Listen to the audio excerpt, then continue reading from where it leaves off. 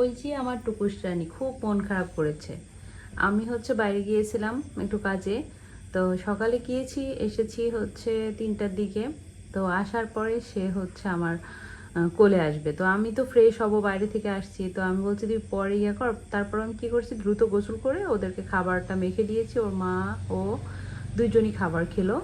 তো খাবারটা মেখে দিয়ে আমি হচ্ছে আমার বাইরে থেকে এসে প্রচণ্ড মাথা ব্যথা করছে, প্লাস হাত পা ব্যথা করছে।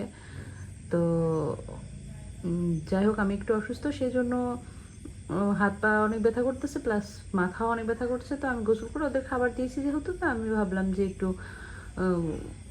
ওরা শুয়ে থাক, আমি একটু ঘুমোনোর চেষ্টা করতেছি, যেহেতু ৩টা বেজে গিয়েছে দুপুরে।